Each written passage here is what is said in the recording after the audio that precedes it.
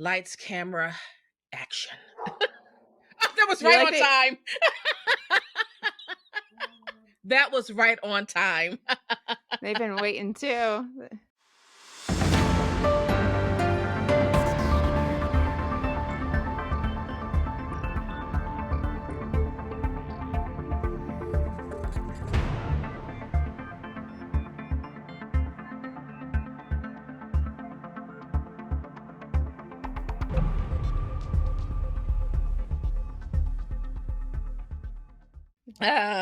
Like, this is my moment.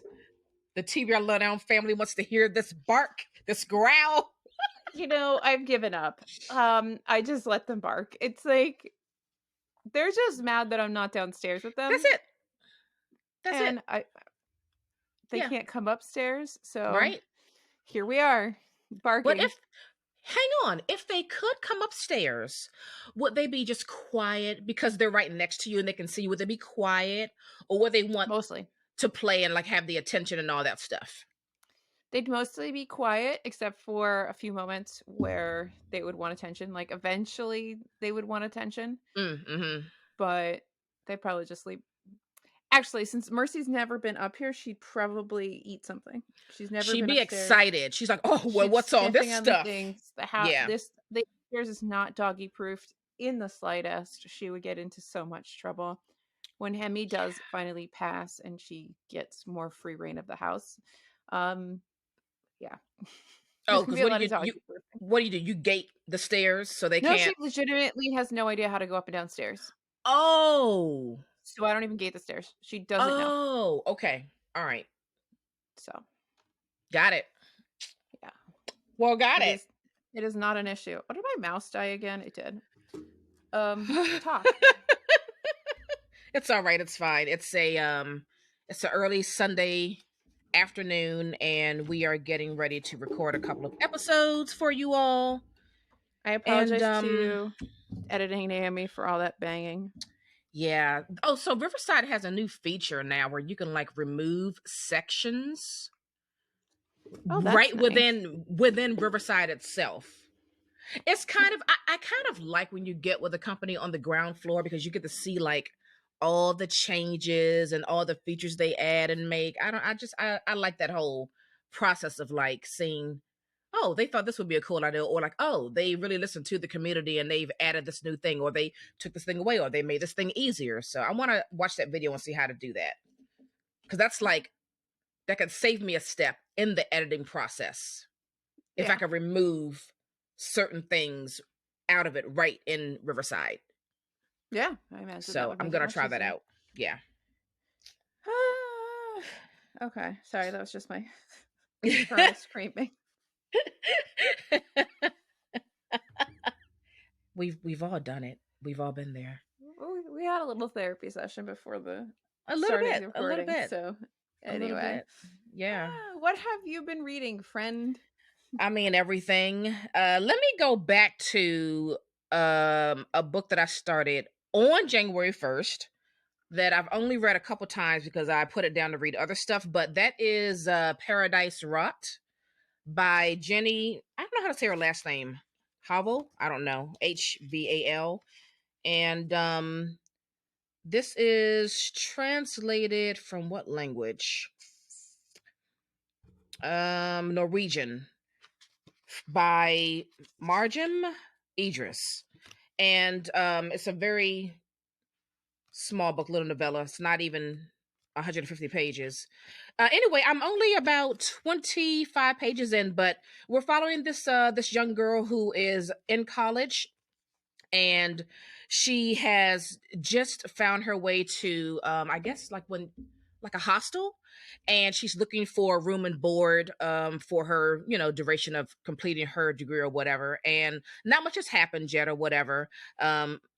Although they do mention one of my favorite bands, which is Kings of Convenience, and that really made me feel giddy on the inside. But not much has happened yet, but she's just finally found an apartment. And what I do want to say about this writing is the way that this apartment is described kind of grosses me out a little bit.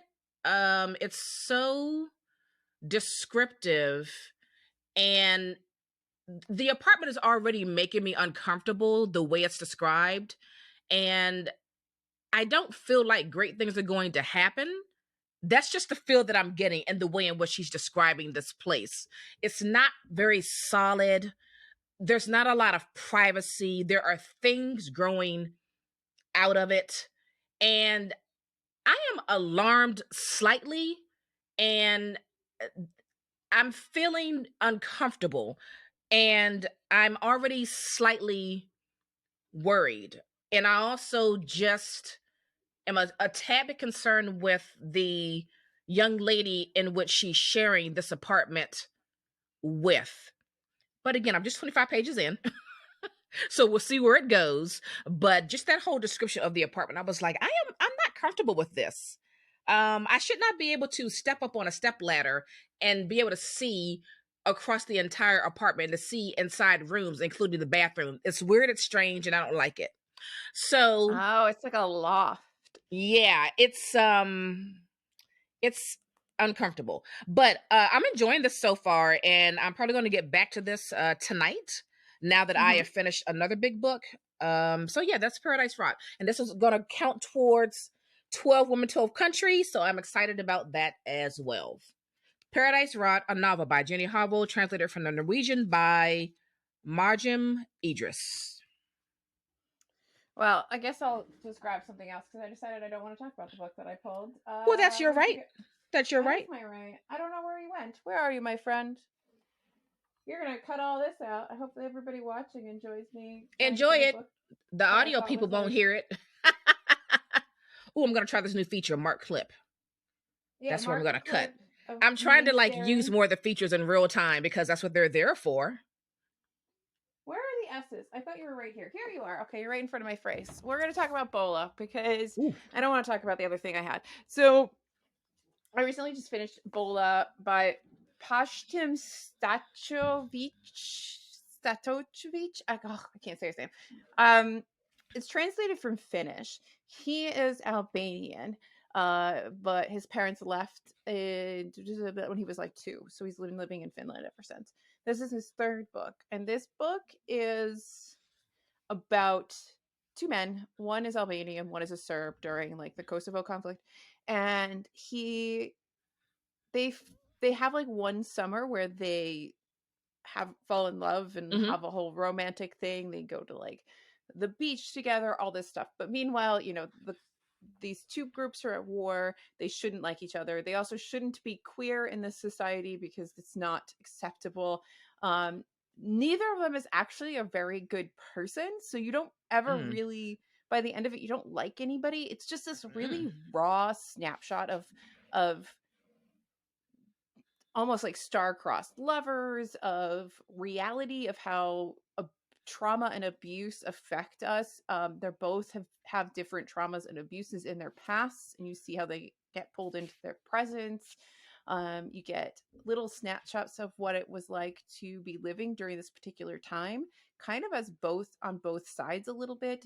But yeah, like I don't. This is the kind of book that's bleak and makes you go, "Is anybody really happy?" Mm. Give me the bleakness. And I enjoyed this so much. You alternate between Arsim, he's the Albanian. He's telling his story, sort of just narratively explaining to you past, present, current. All that current is present anyway. Yeah. Going through the story, and you have these journal entries or diary entries from Milos, the Serbian gentleman in this pairing, Right. and he's after the war, the conflict, in a facility because he's just kind of he can't take care of himself. He's Mm. lost his mind a little bit. He's got Mm. really bad, PTSD from everything. Mm. Um, so you see these both men sort of how this one summer affected their lives and kind of how their pasts affected who they are today. It's very interesting and short and wonderful, and I really think you'd like it. I don't know if it's gonna be for everybody. If you don't want to read a bleak book that makes you question whether or not happiness even exists, maybe don't. But I thought it was Right. really, really beautifully done, and I want to read the rest of he's got 2 other works I'd like to read. All right. I shall give you my thoughts on it. I will read that this month. I am really in the mood to try to read the rest of the 2022 arcs that were sent to me by publishers. Get through as many as I can this month, and that is one of them. So I'm You're excited so to read good. that. That was sent to me by Vintage, and I'm finally getting to it. I do get to everything Yeah, you do. eventually. Yeah. It's just, I don't, Yeah. yeah, I'm on my own timeline. That's okay. That's okay. Well, guess what? This is my simulation, damn it. It is perfectly fine. I think we need to maybe not worry so much about that. You know, not everyone is going to read it before pub day. And I think that the amount of people that get advanced copies, right? They're going to be enough people that read it before pub day that are going to talk about it. And then there's going to be a whole other swath of people that read it after pub day and they're going to still be talking about it. So, like, I just think it's all good in both camps. So don't put pressure on yourselves, folks. I was about to be like, I don't put any pressure on myself. What are you talking about? You're talking about other people. I know people you listening. don't. I don't. But, I just really want to read them before pub day because then it just gets like, oh, so many books here. Well, what has happening? I don't know if you ever look at my little TikTok. I don't know if anybody ever looks at my little TikTok. I had, how like occasionally I have these like, I've never been diagnosed with ADHD, but I probably have it. You always say that. Where I just do things and like I get obsessive about them. So I told you this, I think, in the chat, that I decided that I had to figure out, because on my Excel spreadsheet that I got from Hardback Hoarder, yes, yeah, it said there's like a section that's like, how much of your TBR of your shelves have you actually read? And I have no idea what that number is. I just know it's embarrassingly low. So I started taking all of the books that I've already scanned into Libib, and I know that fantasy and all of my fiction behind me are scanned in for the most part. I found a couple things that were missed, but that's fine. So I took those out of Libib and exported them out, stuck them in this Excel spreadsheet. I finished cleaning up all of that data. It's somewhere around 30%. Yeah. It's a lot of freaking books. But now I've got to do all the other books, scan them all in, do the same process. But going through this has taught me, one, I need to stop reading like 1 to 2 books in a series, especially trilogies, and then just not finishing them. There are enough books here for me to read. Like, I really you're darn right there are. I really what? It's a little crazy that I'm like, you know what? I need more things. And remember, I'm on my no buy low buy year, so this was actually a really good random moment of like hyperfixation. Like, I need to see this. I need to see that, like, there's enough here to read. And it's also got me thinking, like, there's a few books here that I keep almost unhauling, and I think it's time to do like a 1 chapter challenge thing. And if I don't feel like I should keep them, I should just get rid of them. Yeah, I've been doing that a lot since last year. I've been really aggressive in my unhauling because space really is an issue. So I have not been kind to the books. It's like, I've seen you on this shelf for 2-3 years. Not once have I thought about you. Not once have I had an inkling to even want to take you off the shelf and read you. Let me give you away so that someone else may enjoy your words. Goodbye. Yeah. That is it. Yeah. Goodbye.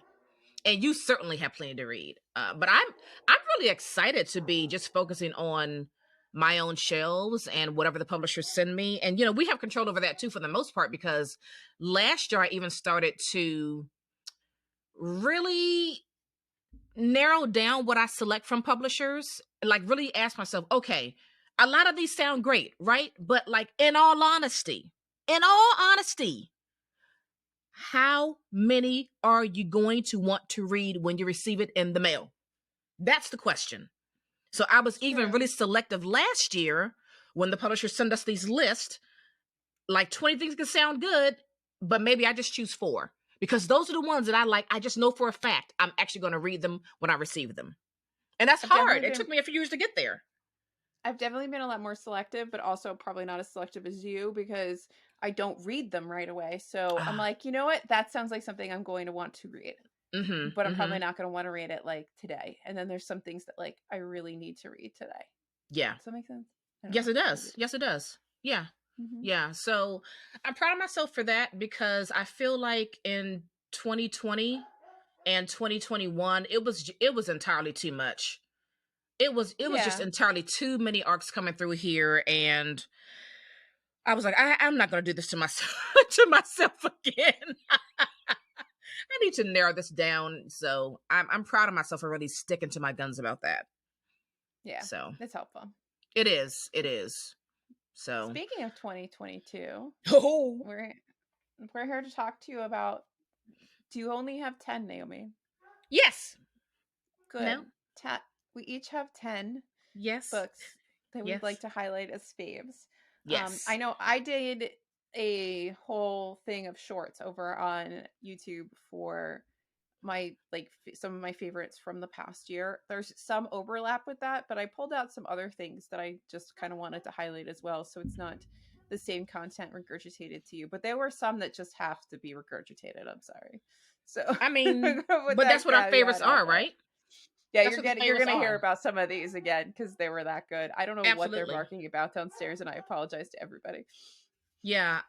Now I do want to preface this whole episode with the fact that I never just choose 10 favorites for the year. I am choosing 10 favorites for this episode, so I don't stress y'all out. Please understand that. I will post on our newsletter all of my favorites from 2022. Okay? All So of this them, I is thought only we were 10. doing like our number one, What like our happened? one that you don't even listen to the brief. What did you We were say? supposed to be saying like our like of everything we read, what's the one book we want you to read? I would So look at never our agree to face. that. What happened? Did You I agree to that? 100% agree to that. You 100% agree to that because we can't be giving people a list of 47 books, Naomi. These are supposed to be small, digestible content.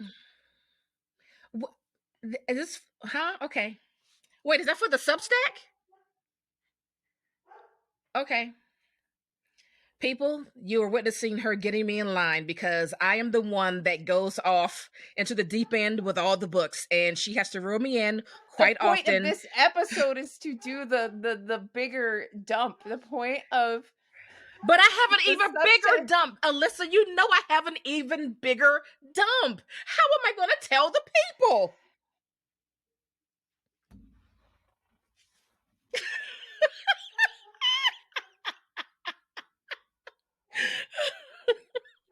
All right. She's reeled me in. She's reeled me in. All right. All right. All right. All right. Okay. I need you to look at your giant list. I need you to think super critically about it, and I need you to be like, if there was only one thing from 2022 to I take have away, it. what would it be? I have it. I have it. Okay. All right. I think I have it. I have it. Okay. I have it. Okay. Am I convincing you that I have it? Because I do have it. I don't believe you. I believe that you're going to sneak in like 16 honorable mentions. I'm not doing any honorable mentions in this episode. I promise. Okay, why don't you tell me one of your 10 books? Okay, one of my 10 books is Paradise by Fernanda Melchor.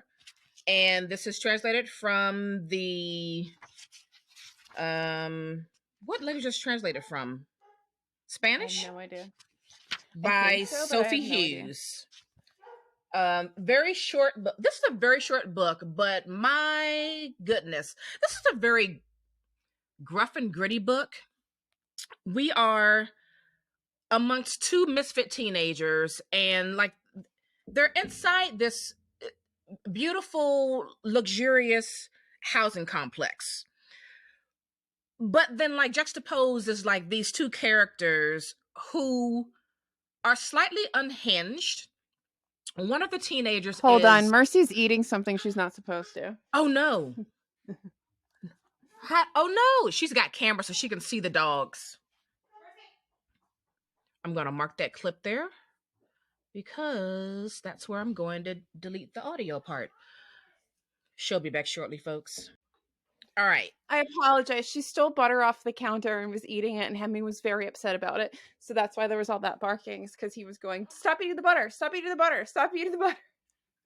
Okay. I'm gonna mark this clip, and if we can, what's that?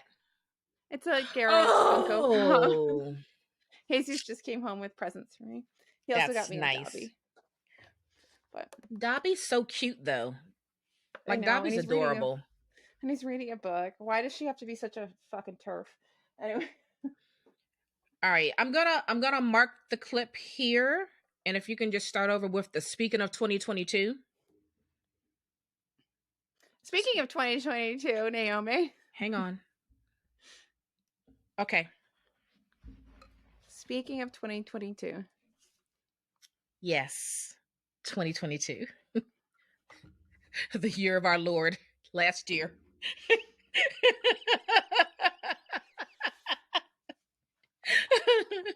I never do that in a recording, but anyway, so you were talking to us about Paradise. Right. Para something. Paradise. So this is one of my favorites from 2022, Paradise by Fernanda Melchor. I think it's translated from the Spanish by Sophie Hughes. Side note, I really wish that all the translators were on the front cover right underneath the author. I wish we could get there.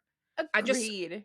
I just can we just get there and just make that like across the board for translated works, put the translator right underneath the author. Anyway, this is a very short book, but it was really fantastic. It's very gritty, it's very gruff, it's a very tough read, and I am not going to recommend this for everyone. I think this would offend some people.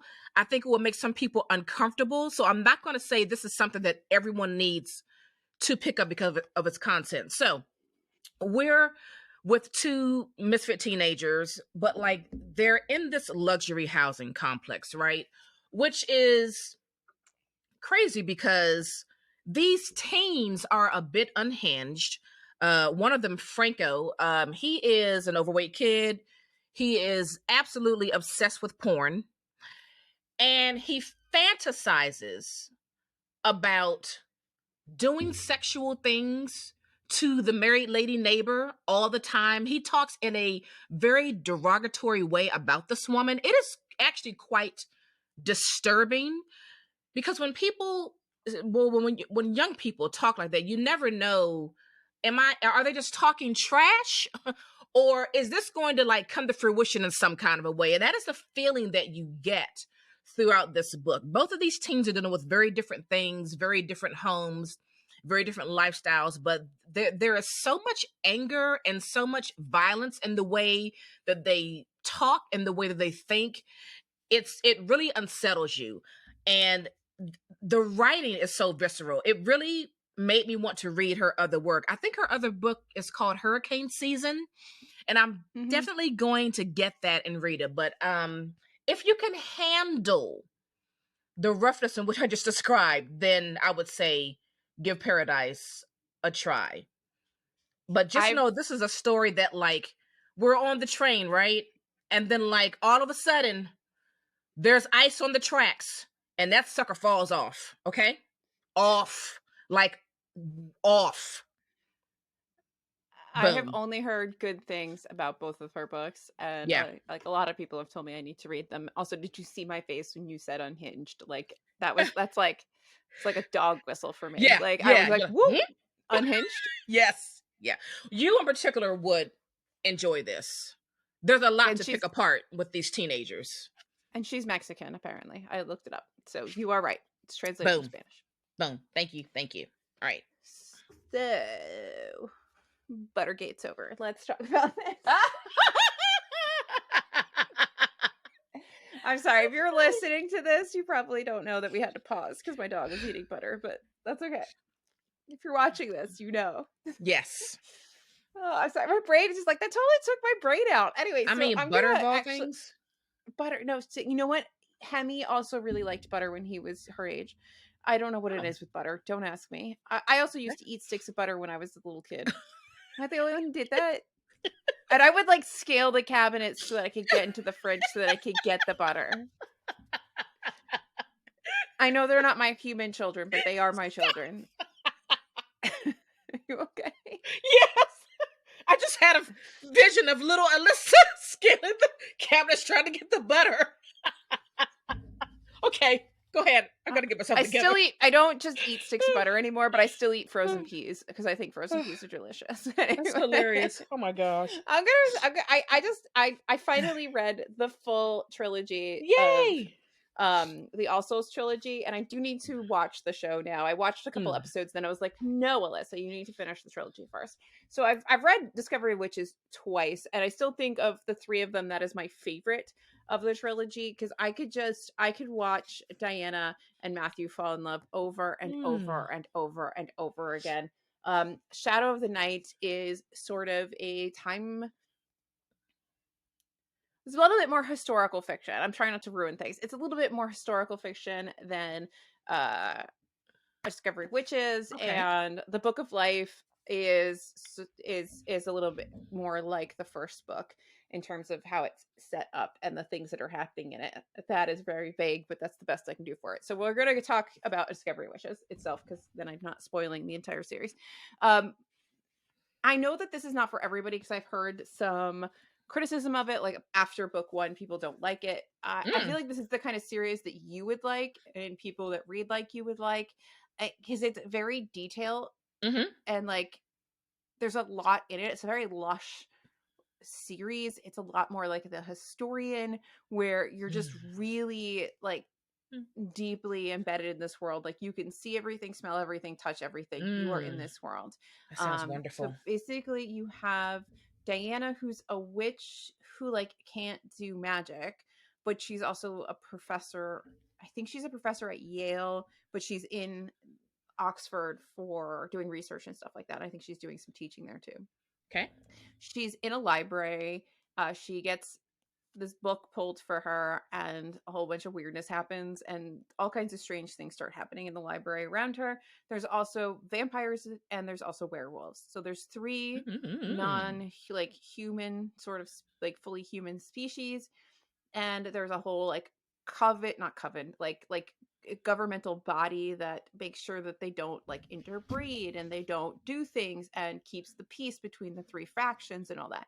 But everything that happens with this book sets off a whole cascade of things between the three of them. Plus she meets Matthew, who is also a professor at Oxford, and he is just like so deliciously gorgeous in my head. And he and she sort of fall in love, and they don't sort of, they do, they fall in love. And through that a whole bunch of other things fall out in the whole structure of, you know, the witch vampire werewolf world. It's very political, it's very sciencey based. There's a lot of genetics in here. There's some things in book 3 that reminded me a lot of uh any of those lab based shows like a Bones or a CSI or something like that, where you have, because Matthew is a geneticist in this current iteration of him being a vampire, because you could be a lot of Yeah. things when you're a vampire. And it's, I loved it. I love how it goes against vampiric canon. I like how it talks about the vampire canon and why, you know, humans might think certain things. Like, why do humans think they can only go out at night? Well, X, Y, and Z. Why do they think that there's a whole chapter, there's a whole section I think in book 2 where they talk about why do, like, Matthew finds out that human women find vampires really sexy and he's like, why? I don't get it. And they have this whole breakdown of like why vampire romances exist. So there Yeah. are like some kind of comedic elements. There's some really fun elements. She's got these great aunts and they live somewhere like in upstate New York, and they've got this like magical house that like can send them things when they need to. It builds rooms when they need them. It's a really Mm. intricate and just wonderful series, and I feel like if you like the historian, you'd probably like this because I don't know. It's just so good. But I could read that first book over and over and over and over and over again and be quite satisfied. Well, as you know, I could never find it at McKay because I would have started it if I would have been able to find it at McKay. I always either saw book 2 or 3, never book 1, of course, because I wanted to get it, right? So, but yeah, it sounds Yeah, and really, really good. I think there's a good portion of people that like just stick with book 1 because book 1 is so good. But I need to know the whole story. There's also like a side standalone, I think, about one of Matthew's children. So I do want to know about that one. He's a really interesting character. I like him very much. He gets more time in book 3, like for development. And he's from like, I think he gets turned in the American Revolution. So I have a feeling that that book may start or at least harken back to that period. So it should be interesting. But I do need to get that one. I don't own that one. So yes, this trilogy, I recommend it. Nice. Okay. My next fave from the year, The Sleeping Car Porter by Suzette Mayer. I knew you'd say that. Oh yes, and Coach House Books was so kind enough last year to send this to me, and I really, really love this book. Also, another short one, just coming in at 19 pages, and we follow Baxter in the story, and it's the 1920s, and he's queer, he's Black, and he's working as a sleeping car porter so that he can gather enough money to go to dental school, and this book just kind of outlines his day to day. There's a lot of queer moments, queer intimate interactions in this book.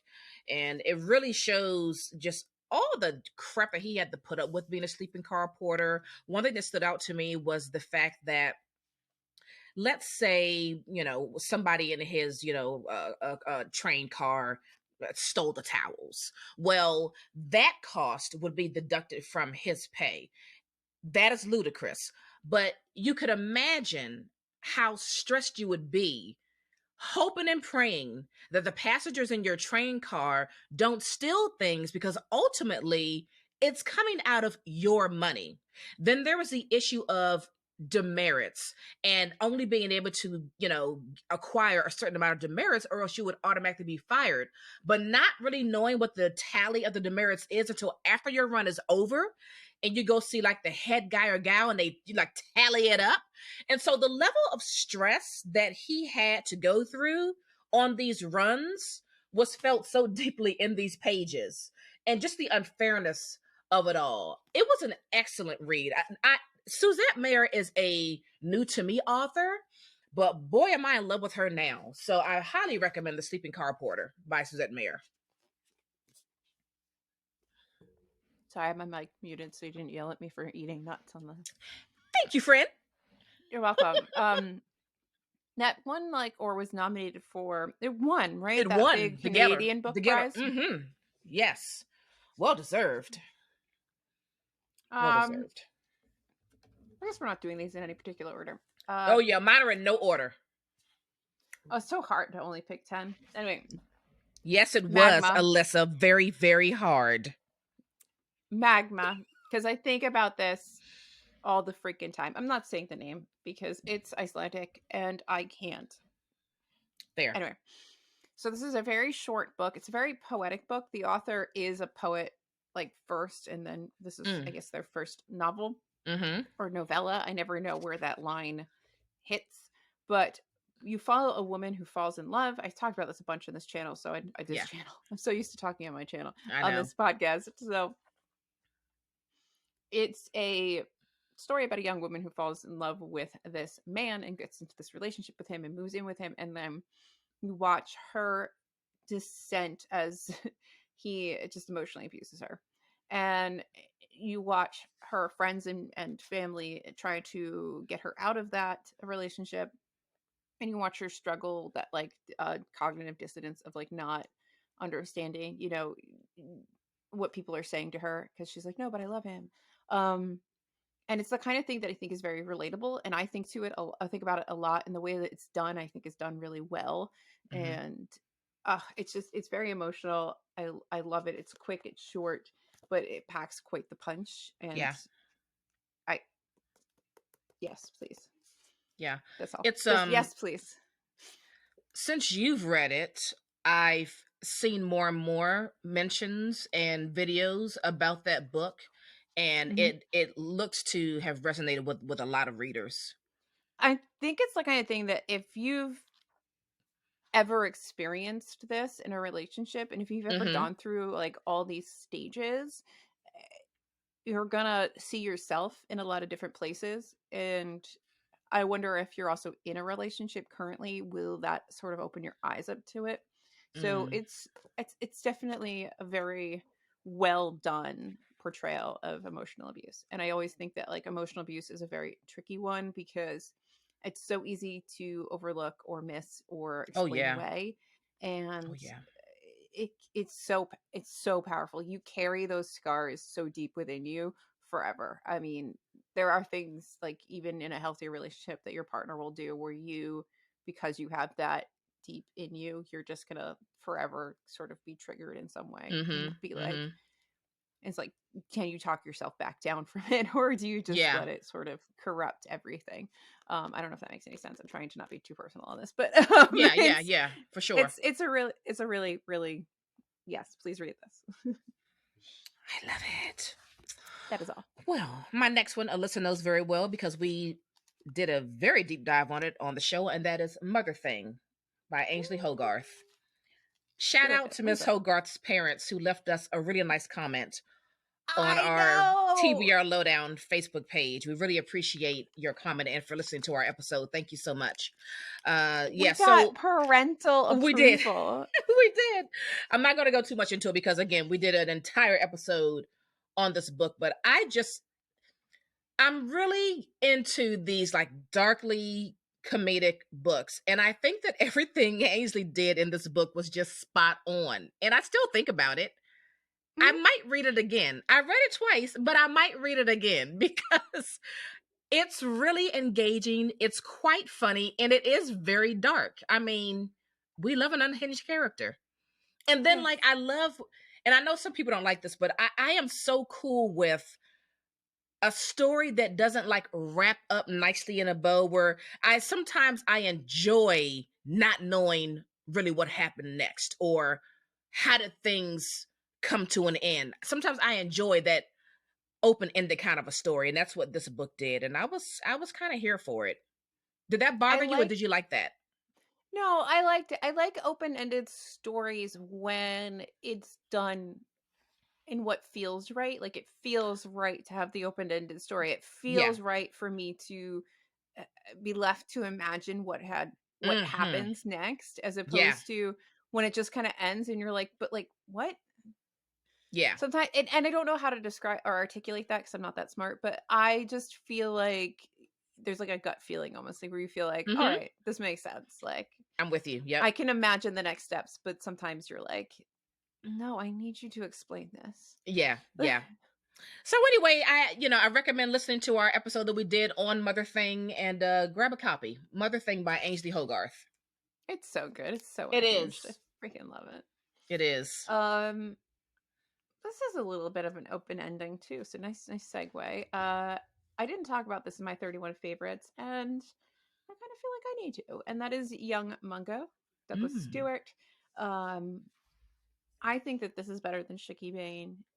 I still think that his third book needs to be set like in somewhere just absolutely different. Like Just a different story altogether. I don't want to hear Margaret Thatcher. That's I need you to move on from Thatcher, but not like forever. Just for like the next book, you can go back. But like I know Maggie did a bunch of stuff, but like Yeah.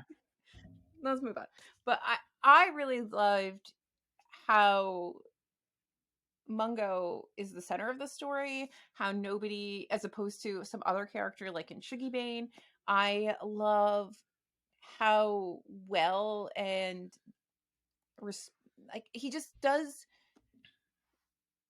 He crafts the story in such a way where he's dealing with really heavy topics and really heavy things and really flawed people and places, and you never truly like hate some of these people. You kind of accept the fact that they have flaws, and it doesn't excuse the things that they're doing, but it's like I understand why. So I think about my example, like Mungo and his brother. Like his brother is very like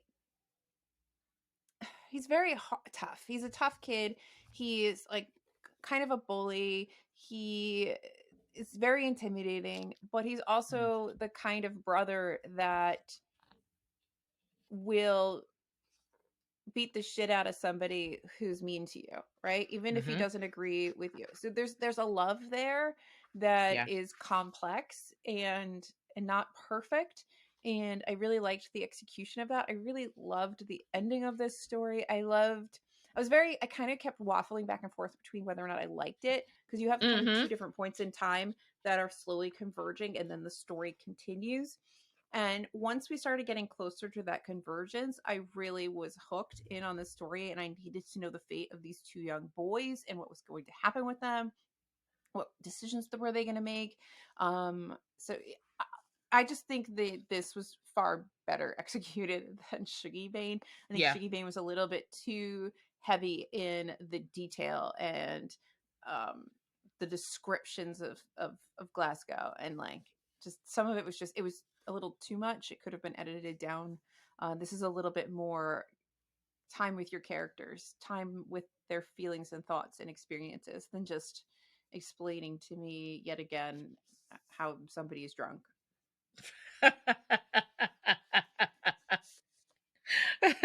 Uh-huh. Yeah. Yeah, so I like this. I know that I feel like if you had to read one of these, Naomi, this is the one you'd have to read. I know you already read Shiki Bane, but I feel like if you had to read one, Yeah. I would have said this one. Yeah. I mean, I still have the taste of Shiggy Bane in my mouth, and I need to get it out so that I can like muster the desire to read Young Mungo. But from all accounts, from what I've been, hearing since it came out, it seems as though most readers prefer Young Mungo. I Even think if they it's loved Shuggy Bane, they love Young Mungo even more. I think the text is just a little bit more streamlined. Like there's more Hmm. dialogue and less description, and it's a little easier to connect with. You don't kind of get bogged down in the details. Yeah. Or that's just my opinion or my experience with it. Because sometimes it just became too much reading Shuggy Bane. You were like, oh my lord, can something like happen? Stop Mm, telling me about things and like actually have something happen. right. And then things would happen. It's not like nothing ever happened in Shuggy Bane. It's just I feel like sometimes you put in a lot of legwork to get there, and I didn't feel that way with Young Mungo. Mm-hmm. Yeah. Listen, I'm dying to know what book 3 is going to be about. Like I need to know, because I guess I want to know, like, is he a one-trick pony or not? I need him to write about something else. I need him to go like set it in Paris. I don't know, do something. Right, we're gonna Go see, right? if you're gonna stay in Scotland, I need you to jump to a different time period. Like, But is it still gonna? But I guess my thing is like, is your one trick you're like really good at, and maybe the most comfortable with writing about Glasgow and two queer teens, or can you in do more than 19 that? like 80s, in Right. like the Or can you 1980s. give us a completely different story? Like, I don't know, this is like what I I'd want to be see. happy with I don't care about like the two, two boys falling in love. You could put that anywhere. Like I feel like that's not the piece that irritates me. It's literally the setting. The setting is the same. It's the same book. It's just you put different characters in it. Yeah. But that's what irritates me. It's not I don't know. that Young it's Mungo like itself seems very similar to Shiggy Bane. I'm just wondering, can he like do something it's else? it has a lot of similarities, but I think they're all setting related. They're not Yeah. necessarily thematic, and it's kind of a continuation of Shuggy Bane anyway, but not in a direct continuation kind of Uh-huh. way. You're moving forward in time a bit, and but you're still kind of in the same place. Mm. Um, but if the third book is him moving forward a little bit further, I, Mm. if it's Interesting. gonna be like two old men falling in love in Glasgow, like I'm gonna be like, Okay. I don't know. I'm not there yet with the interest. It's gonna be a while. Like I have no desire to read it. I I may think I'm never. gonna need to see what it is. I need to see what it is. I would just like him to move to a different location. I need a new setting. Like, I got it. Also, I don't know, like, I don't know if I want to read in every book about a queer kid who has like an awful freaking mother, and he, you know what I mean, it has this terrible child. Like, I don't think I want to keep reading that same narrative from the author in every single book. And I'm wondering, can he? That's what I wonder. Can he do something else? Well, we're gonna find out, right? Yeah, yeah. Give us something else. So, all right, I feel my like this is next gonna be a one. really long episode. Anyway, saddle up, Well, folks. Pause the and get a video, snack. the unedited video is going to be hella long. The audio, you know me, chop chop. Get All a right. snack. Moving on to my next one from one of my faves, Elena Ferrante. It's The Days of Abandonment, translated from the Italian by Anne Goldstein. I think Anne has translated all of her works, if I'm not mistaken. Is that the Anyway, one with the dog? yes. Yes. I love another short one. Another short one. I love this book because it is the complete breakdown of a marriage, and you are watching this woman, this mother, go through all of the stages of someone who has just been cheated on and abandoned by her husband, father of her children. And it felt so real and it was really deep, and I enjoyed every minute of it. I enjoy her writing so much. So if you can handle a story about, adultery and the breakdown of a marriage, I would recommend picking up The Days of Abandonment. I just devoured this book like in a sitting. I could not even stop reading it. You're not gonna give any warnings about the dog? Oh, what's the dog mourning again? What happened with the dog again? Didn't something bad happen to the dog? I don't know. I'm not as animal sensitive as you. I'm Okay, barely people sensitive. Something happens in here about a dog. Be warned.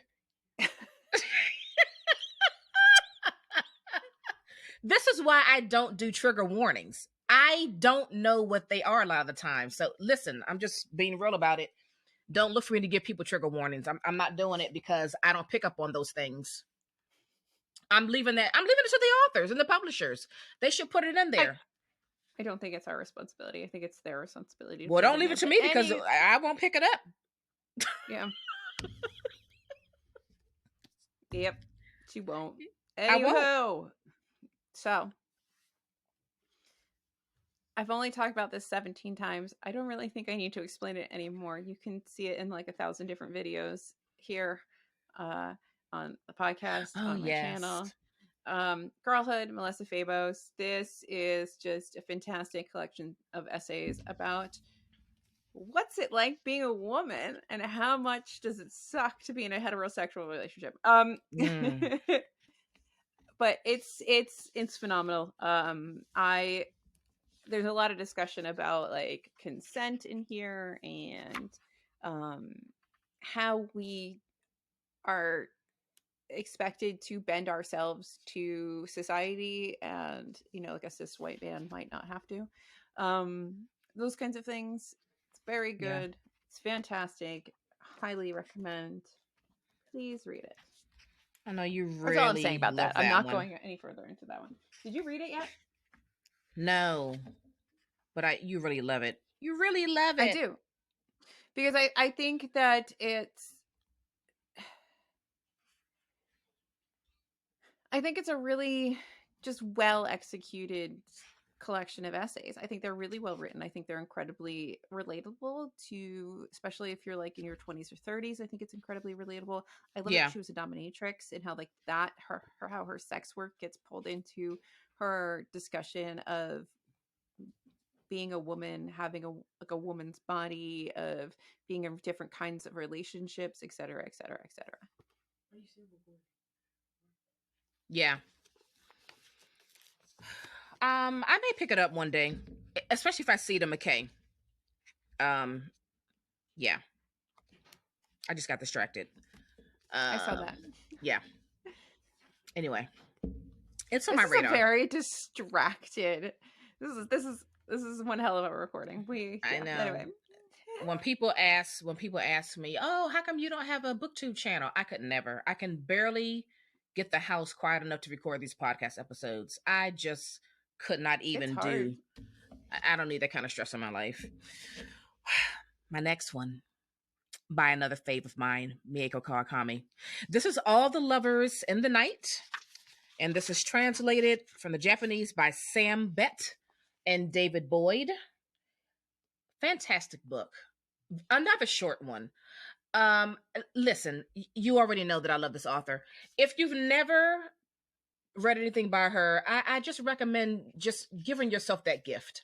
Just go ahead and get all of the books and just read them all. Just pleasure yourself in that way. This is my second favorite of hers. Breast and Eggs will be my first. This is my second favorite. I know you really love Heaven. That's your second favorite? Or is that your first? No? Breast and Eggs is my favorite. And then you like Heaven next. Yeah, this one knocked Heaven out of the number 2 slot for me. It's very quiet. It's very sad. Also, I want to read it again because there's a lot of mentions in here about light, and I want to dig into that a little deeper at some point this year. You know, all those mentions of light. So, anyway, you are with Fuyuko. She is alone. She is working this job, and she quits and starts working as an editor, freelancing with some lady that she met, and she starts a friendship with this lady, and she tries to, I don't know, be quote unquote normal in a way, and she ends up meeting a man at some point, but she's still so lonely. There's just such, I don't know, like such sadness in this book. You know what I mean? Like she really is, I don't know what the right word is. It's like deeper than being an introvert. You know what I mean? It's more sad than anything. But she's also got some problems with alcoholism, and it's just very dark and feels a little bleak at times, but I loved every minute of it. So if you can handle a little of that darkness and that loneliness and that deep, deep sadness, then pick up All the Lovers in the Night. I really like the lady that she worked with, or like that got her the job, or whatever her name was, because she was a little unhinged. But she said things. She was the kind of character that says outrageous things, but there's so much truth in what she says.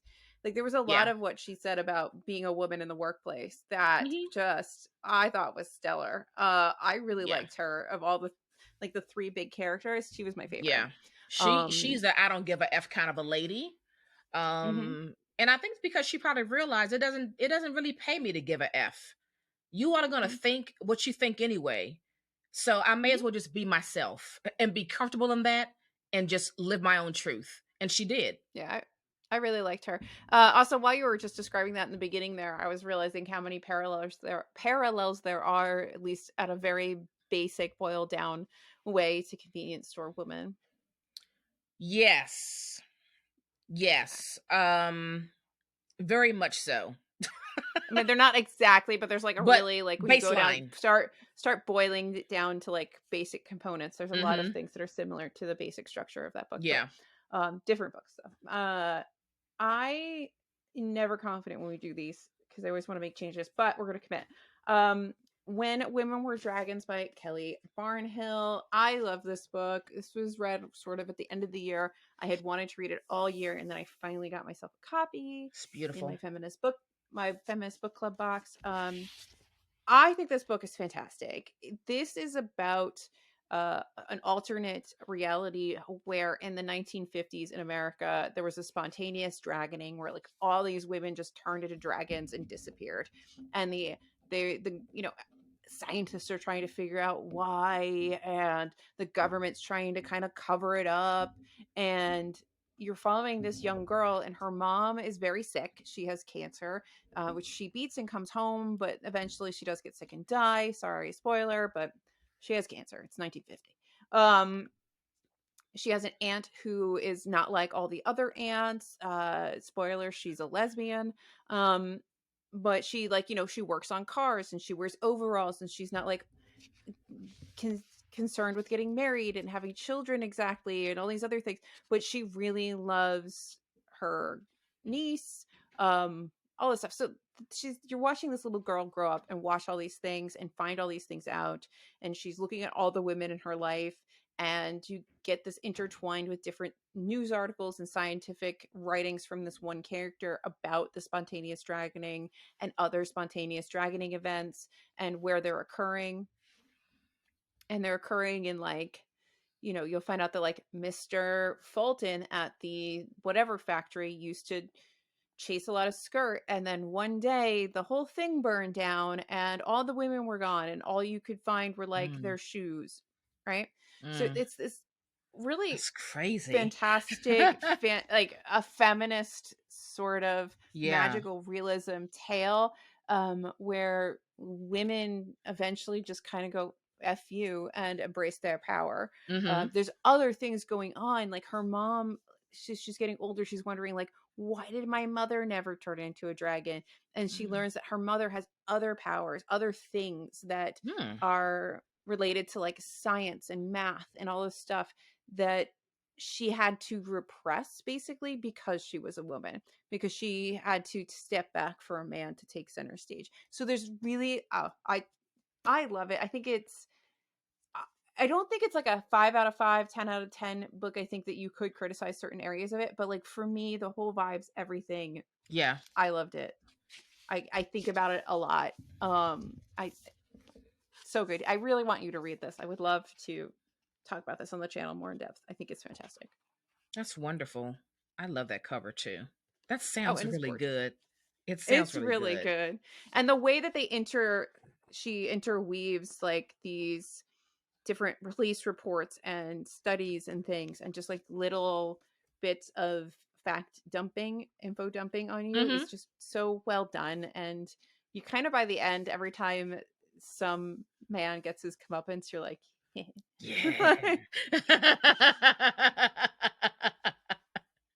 Oh, I love it. Okay, that sounds good. So that's on the list to look for when we have another McKay run for sure. And yeah, by we the have to figure time out that. there may actually be a copy in there. All right. We'll My see. next one is The Talented Mr. Ripley by Patricia Highsmith. And what a delight this was. I just feel like this book is perfection. This is book one in a trilogy. I can't remember. I think it's either five, six, or seven books. I think I have them all. Um, Tom Ripley is such an interesting character. He's this young guy. He doesn't come from much, but he kind of hangs around, people of means. And he has a real strong desire to be a person of means, to gain wealth, to, be that guy in those circles that people admire, that people envy. And he gets this opportunity to, like, get a paid trip to go, find this guy that isn't really his friend, but they've crossed paths once. And he takes this opportunity because this guy's father is like, hey, I'll give you money to stay there. I'll give you a stipend or whatever. Just, convince my son to come home. So he looks at this as an opportunity to, number one, create a new life for himself, but, like, on somebody else's dime. And the envy that he feels for this guy looking at his life, he wants it so badly. The decisions that he makes to get it, and the hole that he digs for himself, and the fact that he doesn't realize that he's digging a hole for himself, just blew my mind. He, like, you want to do nothing but just get inside the head of Tom Ripley, because he is one of the most interesting characters I've ever read. I'm going to read this again before I continue with the series, but man, I had a ball reading this book. I mean, it is captivating. I can see I know why. you love that. I, I get it now. Now I get why people love Patricia Highsmith. I get it. So I highly recommend reading it. It is really a good time. And Tom Ripley is going to just make you scratch your head. He's going to make you question a lot of things. I mean, you're probably going to want to read it again. It's a lot with him. It's a lot of layers to peel back. Highly recommend. The Talented Every Mr. time I Ripley by look, Patricia Highsmith. every time I look for Highsmith at my Barnes and Noble, I can't find it. She's hard to find. You know when you came up last year in April, and Mm-hmm. then I went back to McKay like that next weekend, and I looked up, and there were like 4 or 5 of her books there. I was looking for The Price of Salt. That's what I was looking for, and it Mm. was there, as well as a few of the Ripley series. So, and ever since then, I've seen no Highsmith. Say la vie. I'm not going to talk a lot about this because I think I've talked about it enough on this, and I've talked about it in my most controversial video. Ooh, The Passenger by yeah. Ulrich Alexander Boschwitz. If you want a really just insular descent into madness that talks about what it's like to miss all the warning signs prior to a major event like, I don't know, World War II and the Holocaust, and being stuck in your fate, this is your book. It is so well done, and it's honestly, I think like everybody needs to read this. I don't think I'll ever stop recommending this to Yeah. people because it is a must read. And it was written obviously a long time ago, but it wasn't translated into German until like somewhat recently. And Mm-hmm. I think this is a new printing in English. It hasn't been out for public consumption for a very long time, but it was written probably back in the 30s, so it's Yeah. so good. Yeah. Yep. Definitely gonna have to order it because I never see it in thrift stores or McKay, so that's definitely gonna have to be an online order from Abe. Because I only ever really see it being talked on like the very lit fic heavy channels, and Yeah. even those I don't see it a lot. Like it's definitely not something that has, I think, a big popular demand. Maybe in German it does Right. because it was never, I mean, I think it was translated into English before it was translated into German. I could be very wrong about that, but Mm-hmm. I feel like I remember that being the case. But Yeah. It's on the list. All right. My next one is Perish by Latoya Watkins. Oh man. Um, hmm. This is a really heavy book. Because the whole thing is about inherited trauma and intergenerational violence. And it is really tough to get through, but it is very well written. It follows these 4 family members, and it goes back and forth with the past and the present, so that you see and you understand these horrific things that happen within the family, and what choices people have made based on those traumas, and how that's affected people in the now. And it's a hard read. I'm not going to lie, it's a hard read, but I feel like it's an important read. And I feel like if you can just kind of, muster up the tolerance to read through the painful parts, I think you'll really enjoy what was written on these pages. So highly recommend Perish by Latoya Watkins. And I believe this was her debut novel, if I'm not mistaken. But I'm definitely going to be reading whatever this woman puts out next, because I think this was phenomenal. I feel like you talked to me about that once before. Mm-hmm. It's very curious. I feel like I just hit like a little wall here. We've been recording for so long. I know. Oh, okay. I wasn't going to say it, but I was feeling it too. Okay. Did you just get somewhere? Okay, anyway, Yeah. Yeah. snap back into it. Okay, Yeah. let's go, ladies. So I feel like this is a really obvious choice for the year, considering how much this sort of took things a little bit by storm and introduced a lot of people into this very particular sliver of a genre, and that is Legends and Lattes, and its introduction to a lot of us to the idea of cozy fantasy. I absolutely Right. love this. I am so psyched that I got a copy from Tor. Thank you, Tor, for sending it to me, because I had already read and loved it, and I was like, yes, please, please send me this book. We follow Viv, who is like a warrior orc, and I think she's an orc if I remember correctly, and she like does like one last mission, and then she's like, that's it, I'm gonna go set up a coffee shop. And so she just goes and Yeah. starts living her own little cozy life. And some things come in to shake stuff up, but it's not crazy stuff. And so there's a little bit of something going on, but not like a whole fantasy series worth of stuff. But you've got fantasy creatures, you've got people like, you've got a little love story, you've got cozy just vibes and baked goods and warm lattes. And she like introduces coffee to this town, Oh, so it's just what like a really delight. cute. And there's like lots of sort of plays on words as she's as you know, drinks get introduced and stuff like that. It's just, it's so cute. There's like a Mm. little adorable mouse that like makes all the pastries, and like it's just, That does sound so cute. it's just so cute. Naomi, it's like, you're sad. Sometimes I'm sad and I just think about Legends and Lattes because I'm like, that makes me happy. Like, I want to live in this book. It's so good. And there's a lady now that I found through TikTok somehow, and her only thing is basically reading and recommending cozy fantasy. So expect more cozy fantasy in the future from me. I'm trying to figure out if I even knew there was such a thing as cozy fantasy. I did not. I knew about It, that book because it's been around for a while. Yeah, it's been self-pubbed, but then Tor picked it up Yeah, like in its little thing of picking up books and yeah, put out a but copy this year. I didn't know about this subgenre, and I didn't know there was really a thing. So that's I didn't interesting. realize it was either, and like some of it's like slice of life. Sometimes that gets thrown around, but there's a couple of things that I'm seeing. I need to find her. It's like, I don't remember what her name is. She's like cottage fantasy or something like that. I don't know. She's really cute. Very Uh, like high quality TikToks. Not like mine. And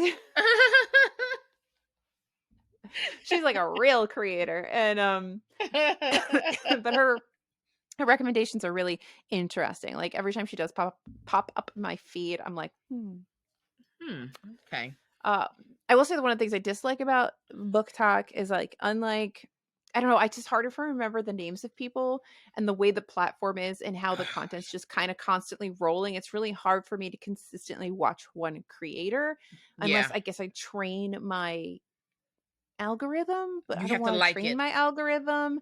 You have And to I do like it. like things, so like they pop up, but I like so many things because you can watch like 100 videos in an hour. So Yeah, like your algorithm's all over the place. So I kind of like how you can just find things more easily on like YouTube, if we're yeah, talking about videos in particular. for But I sure. need to like spend some more time in this woman's TikToks and get some good recs for Yeah. this year Are you because I need following her? more.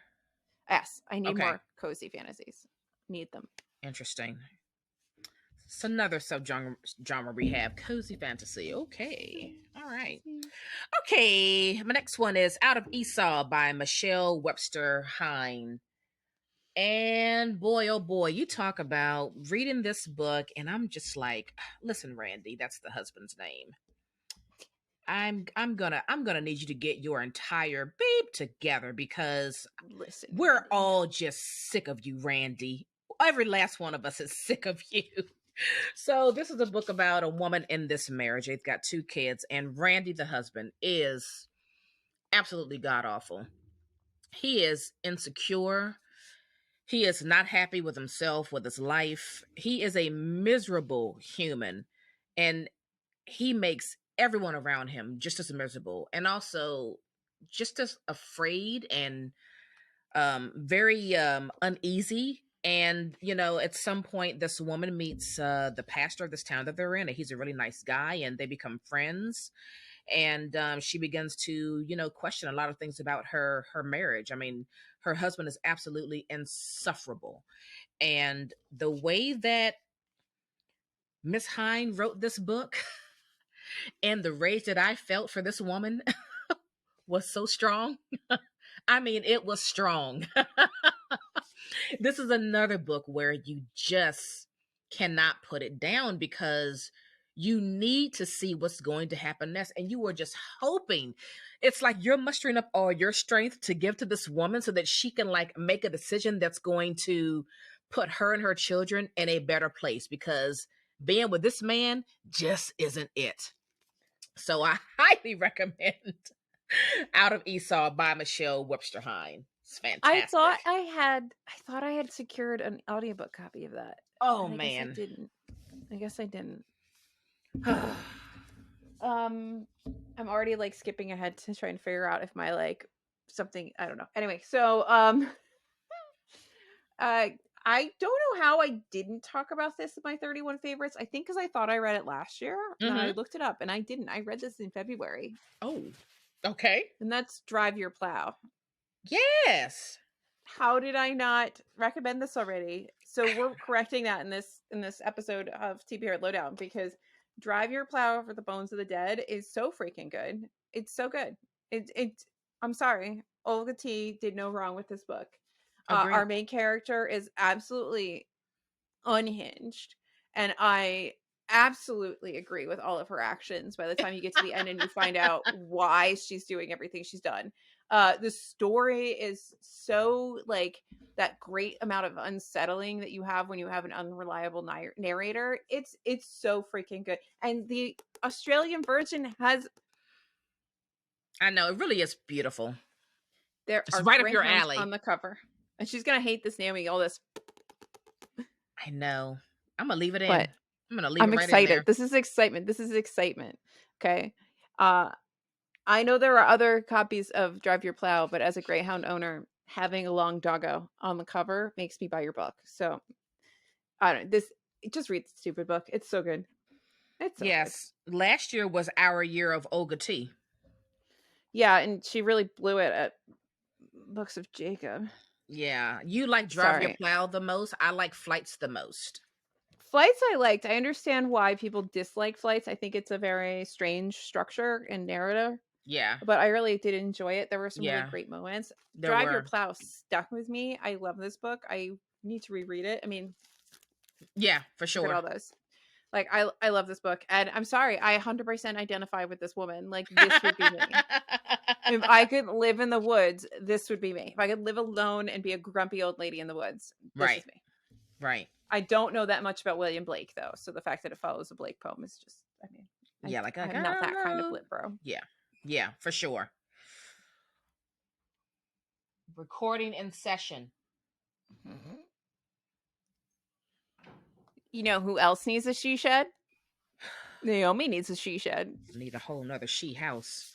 All right. Make sure you leave a review, that you subscribe to the YouTubes. You do all the things, because your girls need she sheds so that we can record in peace and bring you this content. Okay. Thank you. Seriously. You know, well, I won't deter. I'll save that for the end of what I was thinking in my mind. Anyway, so my next one I've talked about so many times, because murder? it's something else.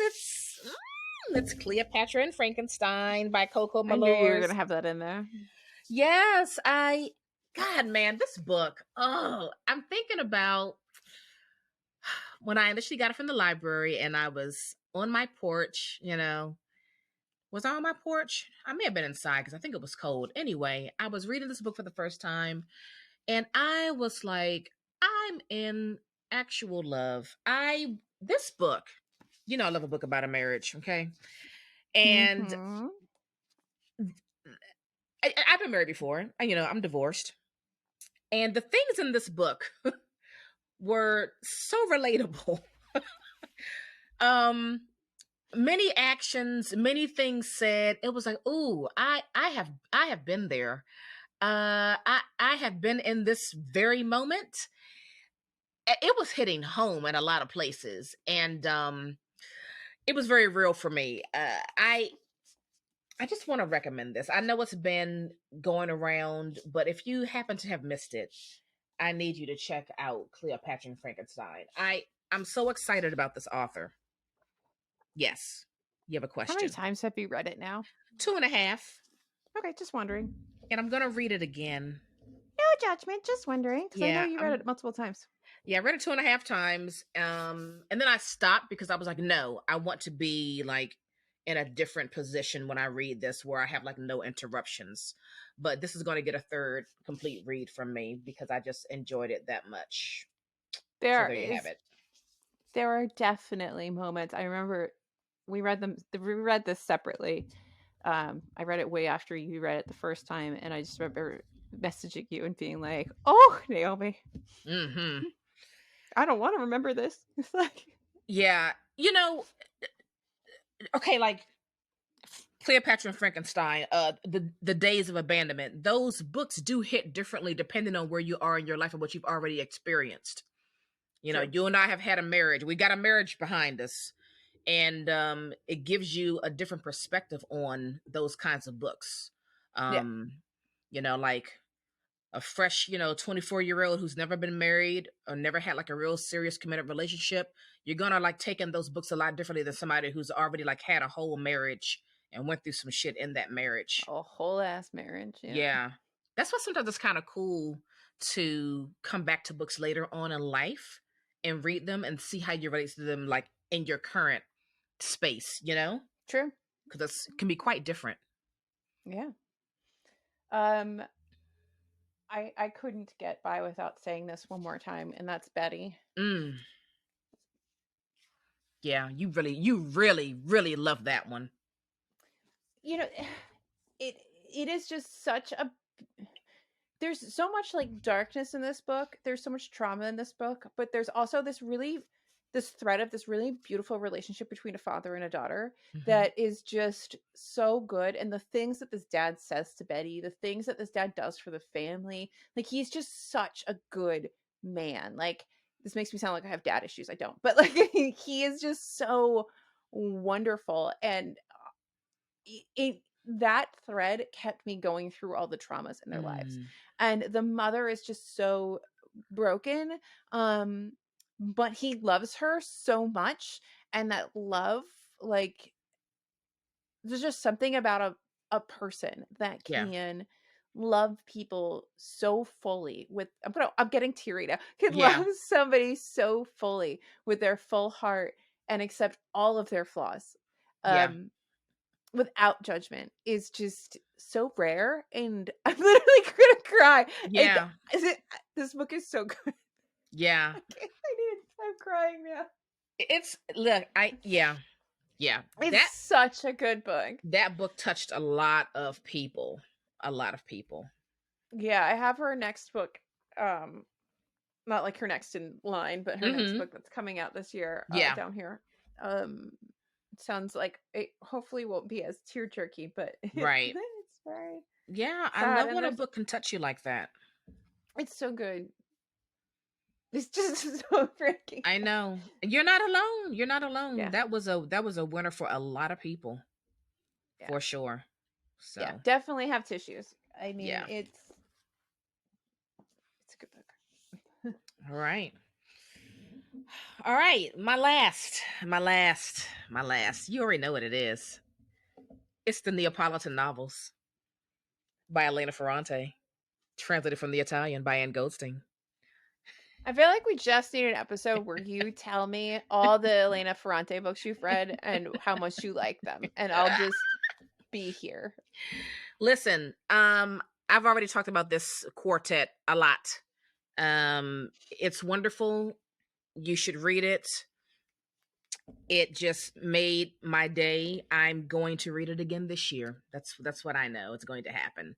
I'm going to read it again. So there you have it. I mean, it's incredible. You're following these I have two no female opinions protagonists for decades, and it's like of just the. My yeah. only opinion is that that cover looks like a terrible Laura Ashley catalog, and I don't like it. It's like if the J. Peterman people drew Laura Ashley. That's what it would be. For the audio folks, she's talking about the cover for book one, which is My Brilliant Friend. I hate that cover She hates so this cover much. so much. I don't know why it's so offensive to me. There may be some childhood trauma involved, but I really just don't like it. Yeah, I just when I tell you I devoured this court, I mean I devoured it. It is just absolutely wonderful. So anyway, recommend it. Recommend it. There you go. So my last one, when you're listening to this, we will have already discussed. Oh, hey Siri. Right? So this last book we will have already discussed. So I'm gonna put it in here because I read it right at the very end of 2022. Like I think on New Year's Eve I finished this book, if not New Year's Eve. And that is Our Wives Under the Sea Yeah. That was my last by book of the year Julia too. Armfield. This book, we both really wanted to read it all year, and we held off to read it together at the end of the year. And I'm very glad we did, actually, because it's a really nice way. And I'm glad I saved it till like the very end. It Yeah. was like such a wonderful way to end the year, like a nice little Yes. like exclamation point at the end of the year. Not that this is exciting or anything, but like exclamation. The gothic vibes are superb. The look at grief is just stunning. I loved the every like reference there was to like teeth. Did you notice that there were like a lot of references to teeth? Like, so like there's I can't wait to actually at this time Naomi and I haven't broken this down, so I'm not going to Right. go too in depth in this, but like I just need you to know that I loved this book so much. And I think if you like gothic lit, if you like books about grief in particular, I think Yeah. that this is a book that people would really really enjoy, and it's nice and short. I think sometimes gothic novels, especially short ones, they get a little too wrapped up in atmosphere and they lose the plot literally a little bit. And This I did feel not. like this did a really good job of balancing that. I'm thinking about, I I just finished agree. Strega, and I really liked Strega, but like I don't know why I'm Strega-ing, but I You I like really it. I like Strega, but like there was also sometimes the atmosphere took over and I lost the messaging because of it, because it became a little too atmospheric and was a little too much of vibes, which I don't know, I still liked it. It was like a nice middle of the road book, but this was spectacular and knocked it out of the park. And I'm so excited to discuss this with you. Me too. I'm looking forward to that conversation because I Yeah. really that book did what it was supposed to do. And if you don't know what this is about, there's a couple. One wife goes. She's like a marine biologist.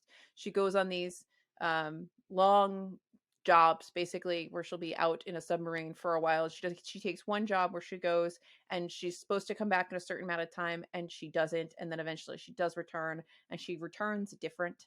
And the other wife is trying to cope with the changes, is coping with kind of her anger about the fact that she was gone for so long. There's a lot of There's a things lot. going on in this story as you watch, and it goes back and forth between the time when the one wife was away and the current timeline where they're together. So it's so good. It is. It is so worth the read. It is worth your time. Yes. So those are all my books. Yay! That was really good. That was good, even with Buttergate in the middle. Now I'm like, where's my copy of Our Wives Under the Sea? I don't know. You know, I recently put books away and had to move some things around. Anyway, I'm gonna look for that after we record. It's somewhere on these shelves. All That was right. fantastic. Now it's time to recommend the people some books. All right. I feel like I've already recommended this, but we're gonna do it again because it fits so nicely with Drive Your Plow, and that's Death in Her Hands by Otessa Moshfegh. I feel like they just go so well together because you have an elderly, unhinged lady sort of in the woods. There's murder. Or is there? I don't know. You'll find out, or you won't. It's Otessa Moshfegh. It's but it's so good. I think that I mean, I've already done a whole little mini review on it, but I love the unreliability of this character. I love how you slowly kind of get drip fed these facts about her marriage. She's a widow, and you kind of get these unhinged um commentary on people out in the world. She's incredibly fat phobic, so if that's going to bother you, maybe don't read this, but she's not supposed to be like wholly likable, so I don't hold that against her. But it is not my favorite thus far. I am at, what have I done? I've done this, Lepvona, Maglue, which was actually really interesting and different a little bit. and Rest of relaxation. my year of rest and relaxation, and then this month I'm doing Eileen, and then I still This have this is the one I'm homesickness. waiting for you. I still have homesickness for like Another World, or Homesick for Another World, or whatever Yeah. that collection of short stories is. And then I allegedly there's a little novella that I cannot remember the name of that I need to read. So I'm almost through her entire catalog, but I'm very curious about Eileen. I did really like this. So Yeah. far it's a year of rest and relaxation, this Maglue Lapvona. Interesting. That's I'm just waiting. today's I'm ready for at this Eileen. point in time. That is the hierarchy of Moshfix, in my Yeah. humble opinion. Just based off of videos I've watched in the past about Eileen, I can't wait for you to read it and hear what you think about it. I'm excited for that. I'm trying not to like get psyched up about this book and I'm trying to avoid a lot of actual discourse about it because I don't want to have that ruin my experience. Sometimes I get too excited and then the book disappoints me. Yeah. I'm like you. Like I don't read a lot of reviews anyway, but I especially will not read anything about a book that I really, really want to read. I wait. All right, good recommendation. I'm going to recommend Our Sheriff Night. I knew you would do that. Yeah, I have to. I will read because I also the book, Naomi. Okay, are you sure? Are you sure? I will read the book, but please remember what I'm doing and working on, and it's going to start probably this week. I know, when everything arrives. All right, I'm going to be in hell. I'm going to be in Litbro hell. Hey, this was first. This was on our list first, right? Are you new here? Are you new here? I got distracted. All right, well, I just finished this. Today is January 15th. I just finished this yesterday, January 14th. This is Our Sheriff Night by Mariana Enriquez, translated from the Spanish by Megan McDowell. Oh man, this is my first Enriquez book. Will not be my last. Oh, I really like her. This is incredible. This is really about this order who needs a medium to basically make contact with the devil so that they get the instructions on essentially how to live forever. That's what this whole thing is about. And we've got Juan, the father, who is a medium, his son Gasper, the wife Rosario. There's a lot of characters, but it is gripping. It is hella dark. It is grotesque. It is very political. It is also very sad. Remember when we said with East of Eden, that story had one of the most evil women in it? Until you meet Mercedes in this book. I will be the judge of that. Mercedes, the mother of Rosario. Oh man, what? I don't know. That mom and like that. Oh, she's terrible. Yeah, well, Mercedes is giving her a run for the money, and I think she has won the race. But imagine if they teamed up. Oh, terrible. Ooh. And you know how you were talking about in the book, Betty, that father who just like has all that just big amount of love. There's a character in here, Luis, Juan's brother. That's him. He has the capacity to love you through anything. Just through anything. Like no matter what, he's not going to abandon you. He's going to be there for you. And I just loved him so much. When I finished this, and I'm still feeling it now, I feel like I'm holding back a lot of tears. I am very unsettled and unnerved. I'm also very afraid because there are some things that were not resolved, and I'm feeling very afraid about that situation. I'm feeling a lot of things. I feel very nervous. I have a lot of nervous energy from reading this book. Like I still have it. I feel nervous on the inside. If you feel things, this is going to destroy me. Yeah, right? Like there is a nervousness inside my body that I can't shake. I am extremely disturbed by everything that I read. I loved it so much. I love this so much. I cannot wait for you to finally crack it open. The dang book. I know. So, if you have seen this and you are wondering, should I get February, this? Though. Yeah. So this is out in the UK now from Granta Books. It'll be out in the US from Hogarth on February the 2nd or the 7th. It's early, I think. Yeah, it's early. Yeah, either the 2nd or the 7th. But man, if you're here for the grotesque and you can handle that, pick it up. But man, this one, she can write. She can write. She's really My good. Lord. I mean, shit. One of the things I learned from 2023 is just we're in 2023. From 2022 is how much I like Argentine authors. I think, especially the women. I don't know if I've ever read a man. We need to check them out too. But Argentine women writers are just like, they are raw. They are raw. Good. Yeah. Good. Yeah. Good authors. At least everything that's gotten translated into English that I've read so far. I haven't found a dud just yet. Yeah. So I cannot shake that book. Ugh. See, now I'm all amped up. I can't shake that book. Okay. It's time to end it. Yes, it's time to end it. I need like a something. I need to go get a Celsius and go to the bathroom before we do anymore. Something. All right. It's a new year. Thanks for tuning in. Yeah. Yeah. If you stayed this long, thank you. Yeah, well, we had some interruptions today, but it's all good, you know. If you're on the audio, you won't know that happened. But if you are watching the uncut video, you're seeing all of the madness. Buttergate. I should title this episode Buttergate. It's only going to work if you leave it enough context for them to understand. All right, that is going to do it for us. Follow us on Instagram, Twitter, and TikTok at TBR Lowdown. Go to our website, tbrlowdown.com. Subscribe to our newsletter. You can find that on the website. Just click on newsletter and, tell a friend or two. Tell a friend. Or 10.